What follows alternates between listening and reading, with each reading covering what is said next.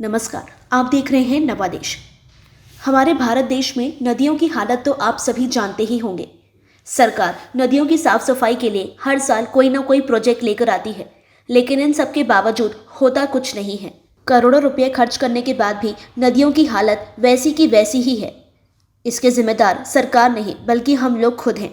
अगर हम सभी नदियों में कूड़ा करकट फेंकना बंद कर दें तो ये नदियाँ साफ रहेंगी। खैर, नदियों को साफ कैसे रखना है ये हमें मेघालय के लोगों से सीखना चाहिए। मेघालय की उमंगोट नदी को देश की सबसे साफ नदी कहा जाता है। इस नदी का पानी इतना साफ है कि उसमें कांच की तरह आर पार दिखाई देता है।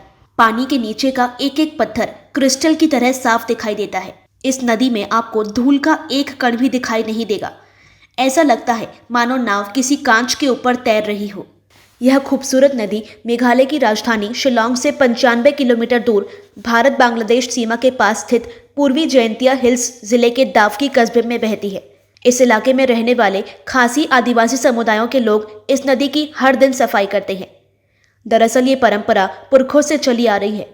इनका मानना है कि सफाई उनके संस्कारों में है। उमंगोट नदी 3 गांव दावकी, दारंग और शेनांगडेंग से होकर बहती है। इन 3 गांव में करीब 300 घर हैं और सभी मिलकर इस नदी की सफाई करते हैं। गंदगी फैलाने पर 5,000 रुपये तक का जुर्माना वसूला जाता है। महीने में 3 से 4 दिन कम्युनिटी डे के होते हैं। ऐसा अद्भुत नज़ारा जब भारत की किसी नदी में देखने को मिलता है तो यह बड़े गर्व की बात लगती है। गंगा और यमुना नदी की हालत तो आप सभी जानते हैं।